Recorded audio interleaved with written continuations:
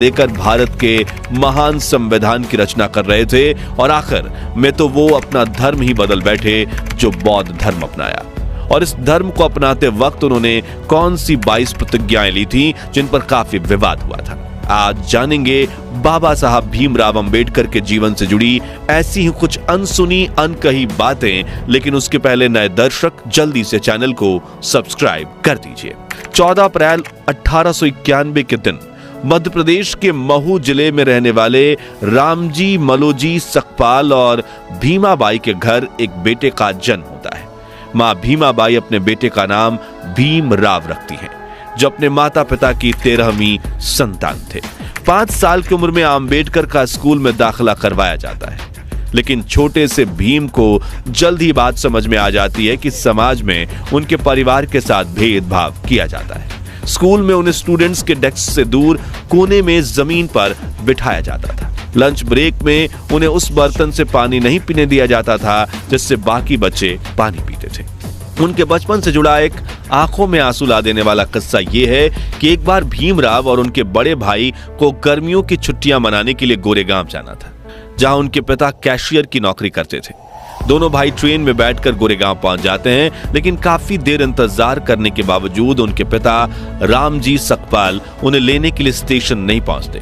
भीमराव और उनके भाई ने साफ सुथरे कपड़े पहन रखे थे और उनके चेहरे पर मासूमियत झलक रही थी। जो देख स्टेशन मास्टर इनके पास आकर पूछता है, तुम कौन हो और कहां जा रहे हो?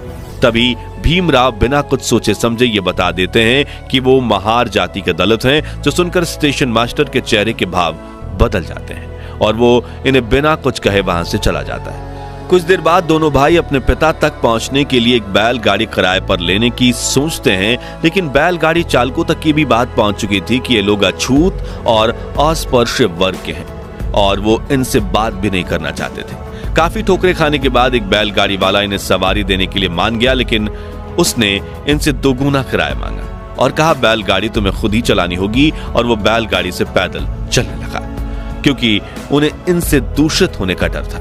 यह घटना भीम के दिमाग पर काफी गहरा प्रभाव डालती है, जिसके बाद उनका ध्यान हर उस घटना पर जाने लगता है जिसमें उन्हें लोगों ने अलग और अछूत महसूस करवाया था।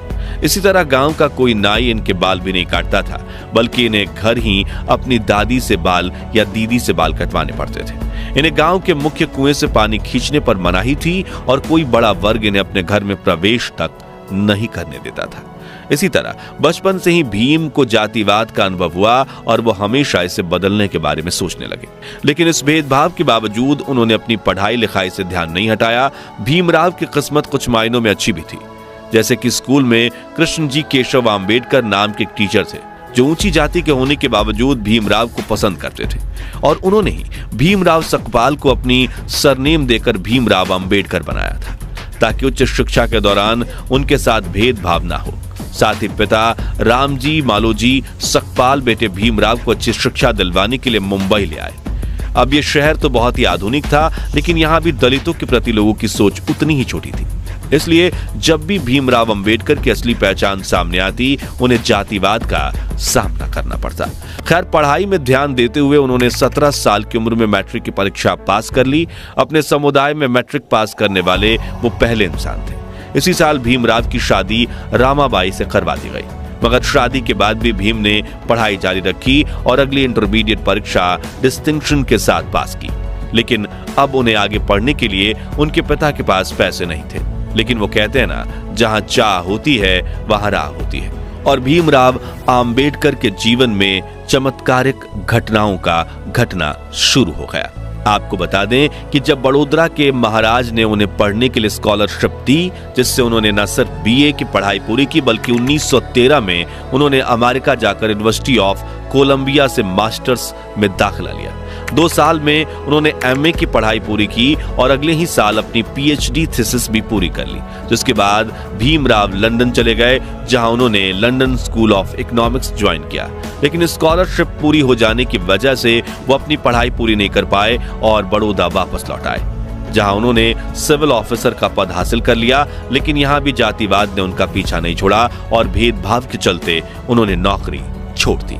1918 में भीमराव बॉम्बे के सिडेनहम कॉलेज में लेक्चरर बने, साथ ही उन्होंने दलितों की आवाज दुनिया तक पहुंचाने के लिए मराठी अखबार मुक नायक की भी शुरुआत की, क्योंकि अपने धर्म की वजह से वो इतनी ठोकरें खा चुके थे कि अब उन्हें समझ आ रहा था कि अब अपना हक पाने के लिए उन्हें आवाज उठानी पड़ेगी। इसी बीच कुछ समय लंदन जाकर उन्होंने वकालत में अपनी पढ़ाई पूरी कर ली थी। इस तरह वो अपने जमाने के भारत के संभवतः सबसे ज्यादा पढ़े लिखे व्यक्ति बन चुके थे। डॉक्टर भीमराव बाबा साहब अंबेडकर को शुरू से ही पढ़ाई से काफी लगाव था, इसलिए उनके पास भारत की सबसे बड़ी पर्सनल लाइब्रेरी हुआ करती थी। मशहूर लेखक जॉन गुंथर अपनी किताब इनसाइड एशिया में लिखते हैं कि जब 1938 में मेरी राजगृह में अंबेडकर से मुलाकात हुई थी, तब उनके पास 8000 किताबें थी और उनकी मृत्यु तक यह संख्या बढ़कर 35,000 तक पहुंच चुकी थी। डॉक्टर भीमराव अंबेडकर के निकट सहयोगी रहे शंकरानंद शास्त्री भी अपनी किताब में लिखते हैं कि मैं 20 दिसंबर 1944 की दोपहर 1 बजे अंबेडकर से मिलने उनके घर गया। उन्होंने मुझे अपने साथ जामा मस्जिद इलाके में चलने के लिए कहा, जो इन दोनों पुरानी किताबों को खरीदने का अड्डा हुआ करता था। जब हम वहां पहुंचे तो लोग उनके चारों तरफ इकट्ठा होने लगे, लेकिन इस भीड़ में भी उन्होंने विभिन्न विषयों पर तकरीबन 2 दर्जन किताबें खरीदी। यहाँ एक दिलचस्प बात यह है कि किताबों का इतना बड़ा संग्रह होने के बावजूद वो अपनी किताबें किसी को पढ़ने के लिए उधार नहीं देते थे। किताबें मांगने